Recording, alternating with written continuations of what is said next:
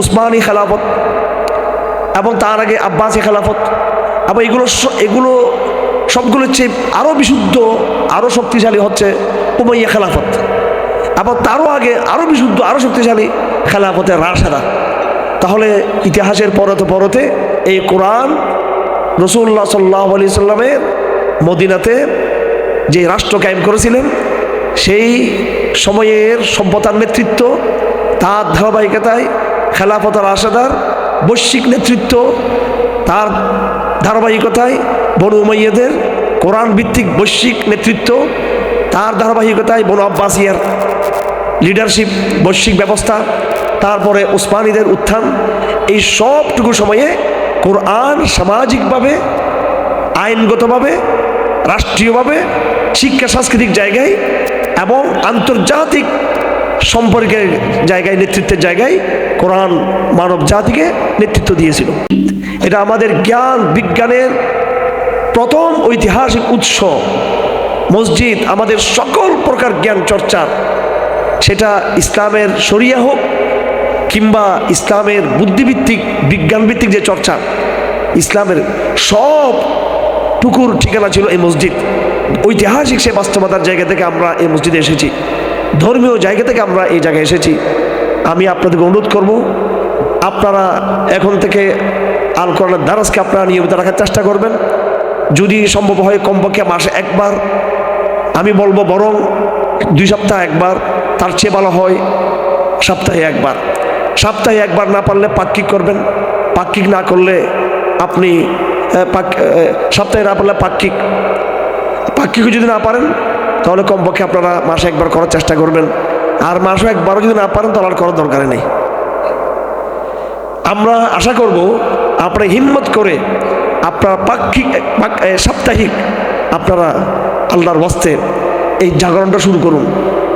আমাদের কথা মানুষ নিচ্ছে না, মানুষ রাজনীতি নিয়ে ব্যস্ত হয়ে গেছে, মানুষ নির্বাচন নিয়ে ব্যস্ত। একদল নির্বাচনের প্রত্যাশায় আশায় পাগল হয়ে গেছে, আর একদল সংস্কারের কথা বলতেছে। আমরা নির্বাচনও চাই না, সংস্কারও চাই না, আমরা যা চাই সেটা হলো এটা চাই আমরা, কারণ এটা আমাদের অতীতের ইতিহাস। এটা দিয়ে আমরা পৃথিবীকে ১৫০০ বছর সভ্যতার নেতৃত্ব দিয়েছি আমরা, এটাকে কেন্দ্র করে, ঠিক কিনা? মুসলিম খলিফাদের কিছু সমস্যা ছিল, মারামারি ছিল, জুলুম কিছু ছিল, তবুও এই মুসলিম শাসন আমল, সেটা চাই মুঘলদের হোক, মুঘলদের বলতে পুরো মুঘল না, মুঘলদের একটা বিশেষ করে আলমগীর বাদশাহ আওরঙ্গজেব আলমগীর এবং ভারতবর্ষে অন্যান্য সুলতানি আমল ইত্যাদির ইসলামী, এগুলো একদম দুর্বল খেলাফত, কিন্তু মুসলিম বিশ্বের একদম দুর্বল। তার চেয়ে আরও শক্তিশালী উসমানী খেলাফত এবং তার আগে আব্বাসী খেলাফত, এবং এগুলো সবগুলোর চেয়ে আরও বিশুদ্ধ, আরও শক্তিশালী হচ্ছে উমাইয়া খেলাফত, এবং তারও আগে আরও বিশুদ্ধ, আরও শক্তিশালী খেলাফতের রাশেদা। তাহলে ইতিহাসের পরতে পরতে এই কোরআন রাসূলুল্লাহ সাল্লাল্লাহু আলাইহি সাল্লামের মদিনাতে যে রাষ্ট্র কায়েম করেছিলেন, সেই সময়ের সভ্যতার নেতৃত্ব, তার ধারাবাহিকতায় খেলাফত রাশেদার বৈশ্বিক নেতৃত্ব, তার ধারাবাহিকতায় বনু উমাইয়াদের কোরআন ভিত্তিক বৈশ্বিক নেতৃত্ব, তার ধারাবাহিকতায় বনু আব্বাসিয়ার লিডারশিপ বৈশ্বিক ব্যবস্থা, তারপরে উসমানীদের উত্থান, এই সবটুকু সময়ে কোরআন সামাজিকভাবে, আইনগতভাবে, রাষ্ট্রীয়ভাবে, শিক্ষা সাংস্কৃতিক জায়গায় এবং আন্তর্জাতিক সম্পর্কের জায়গায়, নেতৃত্বের জায়গায় কোরআন মানব জাতিকে নেতৃত্ব দিয়েছিল। সুতরাং আমরা যদি এখন কোরআনের কথা বলি, এটা কোনো কাল্পনিক হাইপোথিসিস না, এটা অতীত ইতিহাসের বাস্তবতা। এটা কোরআন সারা বিশ্বকে এইভাবে শাসন করেছে সফলভাবে। সেখানে মুসলমানদের বিচ্যুতি ছিল, কিন্তু সামাজিকভাবে কোরআন কিন্তু একটা সফল শান্তির একটা পরিবেশ পৃথিবীতে কিন্তু গড়ে তুলেছে 1000 বছর ধরে। মুহাম্মদ আসাদ তিনি তার বই ইসলাম অ্যাট দ্য ক্রস রোড, এটা বাংলাতে পাওয়া যায়, সংঘাতের মুখে ইসলাম, এই বই তিনি লিখেছেন যে কোনো রাজা, কোনো সভ্যতা পৃথিবীর কোনো জায়গায় কোনো সময় ইতিহাসের 200-300 বছরের বেশি তারা এক নাগারা তারা শাসন করতে পারে নাই, তারা করতে পারে নাই। যত বড় বড় সামরিক আলেকজান্ডার বা অমুক তমুকের কথা বলা হোক, তারা পৃথিবীকে তাদের শাসন বা তাদের ধারাবাহিকতায় পৃথিবীকে ওই সাম্রাজ্যগুলো লাগাতার পৃথিবীকে দীর্ঘ সময় শাসন করতে পারে না। একমাত্র ইসলাম পৃথিবীতে 1000-এর চেয়েও বেশি সময় ধরে লাগাতার রাজনৈতিকভাবে আন্তর্জাতিকরণ করা তার ক্ষমতায় অধিষ্ঠিত ছিল কোরআনের মাধ্যমে। এটা ইসলাম। এবং ওই ইসলামটাই কিন্তু আবার এই টু রাইজিং, এটা উত্থানের দিকে যাচ্ছে ইসলাম, আলামতগুলো স্পষ্ট। তো যে কোরআন আমাদের অতীত, সে কোরআন ইনশাল্লাহ আমাদের ভবিষ্যৎ বিনির্মাণ করবে, সেটা আমরা আমাদের ইতিহাসের জায়গা থেকেই আমরা সাহস করে বলতে পারি ইনশাআল্লাহ আজিজ। আমি আপনাদেরকে কোরআনে কারীমের কিছু আয়াত তেলাওয়াত করেছিলাম। আনুষ্ঠানিকভাবে ইনশাআল্লাহ আমি আল কোরআন তালাওয়াত শুরু করব। এই একটু 7টা বাজতেছে, নামাজ কয়টা এখানে? 7:45। হ্যাঁ, মানে আমি আধা ঘন্টা কথা বলবো নাকি? ঠিক আছে। হ্যাঁ জি, আচ্ছা, মানে 7:30 পর্যন্ত কথা বলবো নাকি? হ্যাঁ আচ্ছা ঠিক আছে, কথা বলবো না সব তো। এখানে আজকে আল কোরআন দারাস, এটা তো কোনো ওয়াজ মাহফিল না। এই আমি মূল দারসে আসবো এবং সূরা ফাতিহা দিয়ে আমি আজকে শুরু করে যাব। এরপরে আমাদের হুজুর আছেন, উনি সূরা বাকরা থেকে শুরু করবেন ইনশাআল্লাহ। প্রতি সপ্তাহে বা পাক্ষিক, এটা আপনার পরামর্শ করে সিদ্ধান্ত নেবেন। তবে যেন আমরা বাংলাদেশে গর্ব করে যেন বলতে পারি আমাদের আজকে আসাটা সফল। এবং ঐতিহাসিক পাগলা মসজিদ, ইমাম সাহেব বলছে এখন এই যে এই কতদিনে নাকি 7 কোটি 8 কোটি টাকা এখানে আসছে মানুষের মান্যতের। 3 মাস 13 দিনে 8 কোটি টাকার মতো এখানে আসছে। 8 কোটি যা আসছে আমার দরকার নেই, এগুলো টাকা পয়সা আমরা কোনো কেয়ারি করি এগুলো, যাই হোক। তো টাকার সাথে আমরা নেই, এটা আমরা বলতেছি। অর্থাৎ মান্যতের জায়গায় মানুষ এটাকে একটা কত বড় আধ্যাত্মিক সম্মান জায়গায় নিয়ে গেছে। মান্যত, হিন্দুরাও মান্যত করে এখানে। তো মসজিদ কি এই জন্য রাষ্ট্রীয় দেখেন বরকতের জন্য এটা 20 কোটি টাকা দিবে? অথচ এই পাগলা মসজিদের এত শক্তিশালী অর্থনৈতিক কাঠামো, কিন্তু এই মসজিদের চেয়ে ডিসি সাহেবের অফিসের সামাজিক গুরুত্বটা কিন্তু বেশি, এসপির অফিসের রাজনৈতিক গুরুত্বটা কিন্তু বেশি, এমনকি একটা কলেজের দাপটটা কিন্তু সমাজে বেশি। অথচ আল্লাহর ঘর এই মসজিদকে মানুষ জাস্ট মান্যত টান্ন দিয়ে বিভিন্ন নাম দিয়ে তারা শুধু আধ্যাত্মিক জায়গায় তারা এটাকে সীমাবদ্ধ করে রেখেছে। তার কোনো লিডারশিপ নাই, জীবন ব্যবস্থা তার কোনো প্রভাব নাই, নেতৃত্বের জায়গার মধ্যে এটা নাই। এটা সেকুলার বিদ্যমান কাঠামোতে গোলামি এবং তাবাদের ভিতর দিয়েই আরও 10টা প্রতিষ্ঠানের মতো পরিচালিত একটা প্রতিষ্ঠান, নিরহ একটা প্রতিষ্ঠান। এটা মসজিদ তো তার নিরহ চরিত্রের জন্য আসে নাই। মসজিদকে আল্লাহ পাক সুবহানাহু ওয়া তাআলা দুনিয়াতে প্রথম পাঠিয়েছেন আনুষ্ঠানিকভাবে ইব্রাহিম আলাইহিস সালাম যখন এটা একজন আবিষ্কার করেন, তখন তিনি সেখানে কি দোয়া করেছিলেন? 1 নম্বর, আউযু বিল্লাহি মিনাশ শাইতানির রাজীম, রব্বানা তাকাব্বাল মিন্না ইন্নাকা আনতাস সামিউল আলিম। প্রথমে দোয়া করেছে, হায় আল্লাহ আপনি এটাকে কবুল করুন। তারপরে রব্বানা ওয়াজআলনা মুসলিমাইনি লাকা ওয়া মিন যুররিয়াতিনা উম্মাতান মুসলিমাতান লাক ওয়া আরিনা মানাসিকানা ওয়া তুব আলাইনা ইন্নাকা আনতাত তাওয়াবুর রহিম। হে আল্লাহ আপনি এই মসজিদ কেন্দ্রিক আমাকে, আমার সন্তানদেরকে পরবর্তী একটা প্রজন্ম গড়ে তুলুন, মসজিদ কেন্দ্রিক প্রজন্ম গড়ে তুলুন। রব্বানা ওয়াজআলনা মুসলিমাইনি লাক ওয়া মিন যুররিয়াতিনা উম্মাতান মুসলিমাতান লাক, আমার সন্তান বা আমাদের প্রজন্মের ভিতর থেকে আপনি একটা বিরাট একটা কাফেলা তৈরি করুন। তো যে মসজিদ এরকম প্রজন্ম গড়ে তুলবে না, এটা ব্যর্থ মিশন। তারপর 3 নম্বর কি দোয়া করছেন আল্লাহ রসুল? এটা হচ্ছে একেবারে কাবা শরীফের চূড়ান্ত আন্তর্জাতিক ইউনিভার্সাল সাস্টেন যে গ্লোবাল অর্ডার, গ্লোবাল লিডারশিপ কাবা শরীফকে কেন্দ্র করে। এটা ইব্রাহিম আলাইহিস সালামের দোয়ার 3 নম্বর অংশ। 3 নম্বর জায়গায় তিনি বলেন, একদম ধারাবাহিক দোয়ার মধ্যে সূরা বাকরাতে আছে, রব্বানা ওয়াবাস ফীহিম রাসূলাম মিনহুম ইয়াতলু আলাইহিম আয়াতিহি ওয়া ইউযাক্কিহিম ওয়া ইউআল্লিমুল কিতাবা ওয়াল হিকমাতা ওয়া ইউযাক্কিহিম ইন্নাকা আনতাল আজিজুল হাকীম। হে আল্লাহ আপনি এই মক্কা নগরীতে, এই কাবা শরীফের এই জায়গায় একজন রসূলকে আপনি পাঠান, যেই দোয়া দেখেন হাজার বছর পর আল্লাহ পাক কবুল করে পাঠিয়েছেন রসুলকে, তিনি কে? বিশ্বনেতা মুহাম্মদ মুস্তাফা সাল্লাল্লাহু আলাইহি ওয়াসাল্লাম। তিনি দুনিয়াতে আসলেন এবং দোয়াটা কার? ইব্রাহিমের। এই জন্য আল্লাহ নবী বলেন সাল্লাল্লাহু আলাইহি ওয়াসাল্লাম, আনা দাওয়াতু ইব্রাহিম ওয়া বাশারাতু ঈসা, আমি হলাম ঈসার সুসংবাদ, ইনজিলে আমার আগমনের সুসংবাদ আছে, আর আমার আব্বা ইব্রাহিম আমার জন্য দোয়া করে গেছেন। এই দোয়ার মাধ্যমে আমি এখানে এসেছি, আল্লাহ পাক আমাকে পাঠিয়েছেন। কি দোয়া করছেন? হে রব, ওয়াবআস ফীহিম রাসূলাম মিনহুম, আপনি একজন রসুলকে এখানে পাঠান, এই মক্কা নগরীতে, এই সভ্য নগরীতে পাঠান। উনি কি করবে? উনি কি করবে? ইয়াতলু আলাইহিম আয়াতিহি ওয়া ইউআল্লিমুল কিতাবুল হিকমা ওয়া ইউযাক্কিহিম, শিক্ষা, সংস্কৃতি, আকীদা, ঈমান, তাওহীদ, শরীয়তের বিধান, এগুলোর মাধ্যমে একটা সভ্য জাতি তিনি বিনির্মাণ করবেন। আমার ভাইয়েরা দেখুন, আমাদের এই মসজিদগুলোর ইতিহাসের গোড়া দেখুন, এটার সাথে নেতৃত্বের সম্পর্ক রয়েছে, এটার সাথে জাতির পিতা ইব্রাহিমের সম্পর্ক রয়েছে এটার সাথে, এবং দুজাহানের সর্দার মুহাম্মদ মুস্তাফা সাল্লাল্লাহু আলাইহি ওয়াসাল্লাম, যার আধ্যাত্মিক এবং রাজনৈতিক উভয় দিক থেকে তিনি পৃথিবীর সবচেয়ে শ্রেষ্ঠ মানুষ ছিলেন, এবং তার মিশন ছিল তালিম, তাজকিয়া, তেলাওয়াত আয়াত, কোরআন ভিত্তিক একটা সমাজকে গড়ে তোলা, একটা সমাজের এই রিবিল্ডিং করা, নতুন করে পুনর্গঠন করা, একটা সভ্য সমাজ পৃথিবীতে একটা মানুষের একটা ঠিকানা তৈরি করা, শিক্ষিত মানুষের একটা ঠিকানা তৈরি করা, এটা কিন্তু এই মসজিদকে কেন্দ্র করে হয়েছিল। সুতরাং আপনাদের আমাদের আজকের সংগ্রাম হতে হবে মসজিদগুলোকে আবাদ করা।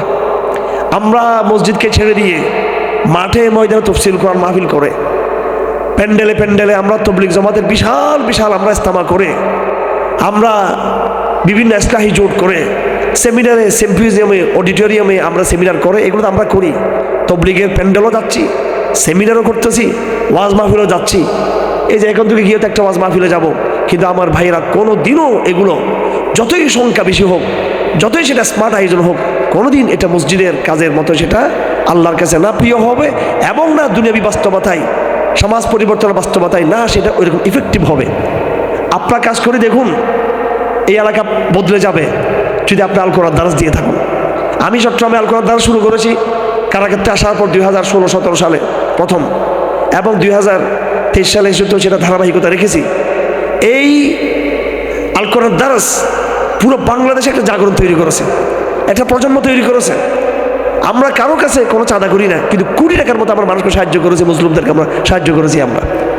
এবং হিন্দুত্ববাদ, সেকুলারিজম, এমন কোনো ইস্যু নেই যে ইস্যুতে আমাদের ভাইয়েরা আল কোরআন দারসের যেই সাথীরা আছেন ওরা প্রতিরোধ গড়ে তোলা না। আলহামদুলিল্লাহ, চট্টগ্রামে যেখানে কোনো ইসলাম বিরোধী আওয়াজ হবে, সাথে সাথে আমাদের আল কোরআন দারসের ভাইয়েরা সেখানে আমরুল মারুফের দায়িত্ব নিয়ে সেখানে তারা বাতিলের বিরুদ্ধে সেটা প্রাচীর মতো তারা তৎক্ষণাৎ তারা রিয়াকশন করা, তারা ইসলামের একটা বড় পুনর্জাগরণ ঠিকানা তৈরি হয়েছে। এবং এই আল কোরআন দারসকে কেন্দ্র করে আমাদের যেই পরস্পর যে সঙ্গ বা আমাদের মধ্যে যে একটা ভ্রাতৃত্ব তৈরি হয়েছে, হোয়াটসঅ্যাপ গ্রুপ, টেলিগ্রামে বিভিন্নভাবে আমরা একজনকে একজন তাহাজ্জুদের জন্য আমরা ডেকে দিই, আমরা পোল করি যে আজকে কেমন করছেন কিনা, কয়জন করছি আমরা। এইভাবে একটা জাগরণ তৈরি হয়েছে মসজিদকে কেন্দ্র করে এবং কোরআন দারসকে কি কেন্দ্র করে। আমার ভাইরা, আল্লাহ পাক সুবহানাহু ওয়া তাআলা কোরআন শরীফ সম্পর্কে কয়েকটা আয়াত, অনেকগুলো আয়াত নাযিল করছেন। আমি তার মধ্যে কয়েকটা আয়াত পড়ছি। একটি আয়াতের মধ্যে আল্লাহ পাক বলেন, এগুলো কোরআন সম্পর্কে। কোরআন কিন্তু ভয়ানক একটা ব্যাপার, ভয়ঙ্কর ব্যাপার।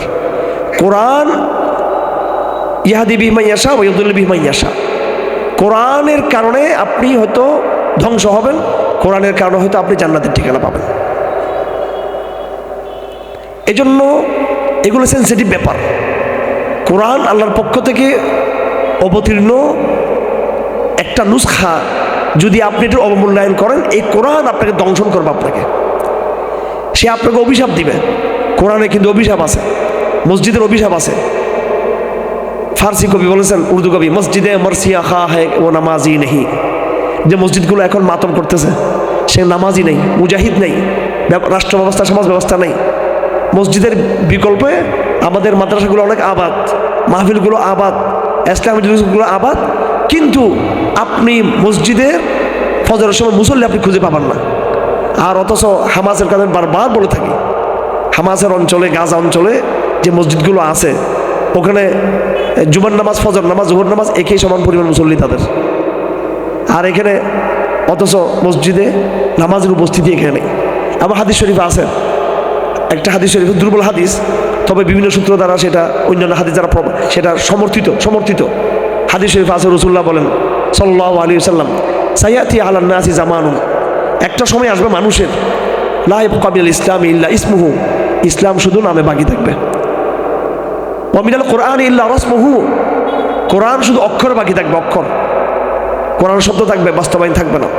মাসাজিদুহুম মাআমিরাতুন ওয়া হিয়া খারাবুন আলিল হুদা, মসজিদগুলো অনেক হবে, জনপদে এলাকায় সব জায়গায় মসজিদ হবে, ওয়া হিয়া খারাবুন আলিল হুদা, কিন্তু মসজিদগুলোতে হেদায়েতের বাণী থাকবে না। আফসোস, কোরআনও আজকে নাই আমাদের, মসজিদ আমাদের নাই। আসুন আমরা হিম্মত করে দাঁড়িয়ে যাই, আবারও আমরা কোরআনকে হাতে নিই, আমরা আবারও মসজিদ মুখ হওয়ার চেষ্টা করি। প্রত্যেকে প্রতিজ্ঞা করি, নিজের পাড়ায় মহল্লায় আমরা ফজরের সময় আমরা জাগরণটা দিব, প্রথম ডাক দিব ফজরের সময়। ফজর ক্যাম্পেইন, এটা আমাদের দাওয়াতি এজেন্ডা। ফজর ক্যাম্পেইনের মাধ্যমে আমরা মসজিদকে আবাদ করব। আমার এই কথাগুলোকে আপনাদের কাছে খুবই নিরীহ টাইপের, আধ্যাত্মিক টাইপের, ইসলামী টাইপের, খুব গরিব কথা মনে হচ্ছে, কিন্তু এগুলো হচ্ছে আগামী দিনের বাংলাদেশ বিনির্মাণের মূল বুনিয়াদী কথাবার্তা এগুলো। আর এটাকে এড়িয়ে আপনি সংসদ ইলেকশনে কিছু হুজুর টুজুর পাঠাইয়া নতুন ইসলাম বাংলাদেশের স্বপ্ন দেখতেছেন, এবং মসজিদ বিবর্জিত, কোরআন বিবর্জিত, আল্লাহ রসুলের সিরত বিবর্জিত, আপনি অন্তঃসার শূন্য লোক দেখানো ঐক্যের মাধ্যমে নতুন ইসলামীকরণ করবেন, একদম ভুল স্বপ্নে আছেন আপনারা। এইসব স্বপ্ন দিয়ে কোনো লাভ নেই। ইসলামকে এই জমানায় জিন্দা করতে হবে। ইসলাম যে সময় পৃথিবীতে প্রথম জিন্দা হয়েছিল ঠিক ওই পদ্ধতিতে। ইসলাম তখন জান ছিল না, ইসলাম মরা ছিল। মরা ইসলাম জীবিত হয়েছে কোরআন দিয়ে, মরা ইসলাম জীবিত হয়েছে মসজিদকে দিয়ে, মরা ইসলাম জীবিত হয়েছিল মুহাম্মদুর রাসূলের লিডারশিপ দিয়ে। এখনো ইসলাম মরা নেই, ঘুমন্ত ইসলামকে, মরা ইসলাম যদি কোরআন দিয়ে জাগতে পারে, মৃত ইসলাম যদি রসুল্লাহর মতো লিডারশিপ দিয়ে জাগতে পারে, মৃত ইসলাম যদি মসজিদের মতো ঠিকানা দ্বারা জিততে পারে, জীবিত হতে পারে, এখনও ঘুমন্ত ইসলাম জাগবে, মসজিদ কেন্দ্রিক জাগবে, ঘুমন্ত ইসলাম জাগবে কোরআনকে দিয়ে, ঘুমন্ত ইসলাম জাগবে যদি এই উম্মাহ তাদের কোনো লিডারশিপ ঠিক করতে পারে, আমির ঠিক করতে পারে। ত্রিভুজ আমির থাকবে মুসলমানদের, এবং ওই আমির ইমাম তার প্ল্যাটফর্ম থাকবে মসজিদের মেহরাব, মসজিদের মিম্বর, তার লড়াইয়ের প্ল্যাটফর্ম, রাষ্ট্র গঠনের প্ল্যাটফর্ম, সমাজ বিনির্মাণের প্ল্যাটফর্ম। আর সংবিধান থাকবে কোরআন শরীফ। এই ত্রিভুজ, ইমাম আছে আমাদের, সংবিধান আছে আমাদের, মেহরাব আছে আমাদের। মোদি, ট্রাম্প, হিন্দুত্ববাদ, অবশক্তি, ঘরের মুনাফিক, বিদেশি বাইরের শক্তি কেউ ঠেকিয়ে রাখতে পারবে না আমাদেরকে, কেউ ঠেকিয়ে রাখতে পারবে না আমাদের। এটা একদম মহাবাস্তবতা। না লিডারশিপ তৈরি করেছি, ঐক্য কার সাথে কি ঐক্য? এখানে কি এটা ঐক্য তো হয় ইহুদি, ঐক্য তো হয় শত্রুদের সাথে, বোঝাপড়া হয়। এখানে আবার কার সাথে কি ঐক্য? একই তো থাকতে হবে আমাদেরকে, আমাদেরকে নেতা নির্বাচিত করতে হবে সবাইকে মিলে। তারপর কোরআন নেই। আর কিছু ডাক দিলেন, ডাক দেওয়ার পর বলতেছেন হাদিহি সুবুলুন লাইসা ফিহা সাবিলুল্লাহ আলাইহি শাইতান, ডানে বামে যেটা রাস্তা আছে সবগুলো শয়তানের রাস্তা। তারপর আল্লাহ নবী এই আয়াত তেলাওয়াত করলেন, ওয়া আন্না হাযা সিরাতি মুস্তাকিমা, এবং আমার এই তরিকা হচ্ছে সোজা পথ, ফাত্তাবিউ, এটাকে অনুসরণ করো, ওয়ালা তাত্তাবিউস সুবুলা, এই সোজা পথ বাদ দিয়ে ডানে বামে তুমি যাইও না। জাতীয়তাবাদ, গণতন্ত্র, তারপরে এই মানবতাবাদ, সমন্বয়, এটা সেটা, কৌশল, হেকমত, মধ্যপন্থা। মধ্যপন্থা হচ্ছে রাসূলুল্লাহর বর্ণিত মধ্যপন্থা, আমার মন গড়া মধ্যপন্থা না, আমার নিজে আবিষ্কৃত মধ্যপন্থা একটা বানাইছি আমরা আস্তে। এই মধ্যপন্থা আল্লাহ রাসূল শিখিয়েছেন আমাকে, কোরআন নিজে মধ্যপন্থা, আর আমাদের একটা মধ্যপন্থা আছে। এগুলো যে বিভিন্ন ভ্রান্ত চিন্তা আমাদের মধ্যে আসছেন। তো ওয়া আন্না হাযা সিরাতি মুস্তাকিমা ফাত্তাবিউ ওয়ালা তাত্তাবিউস সুবুলা ফাতাফাররাকু বিকুম আন সাবিলি, তোমরা যত ডান দিকে বাম দিকে যাবা হারিয়ে যাবা, কুল কিনারা পাবা না, কুল কিনারা পাবা না।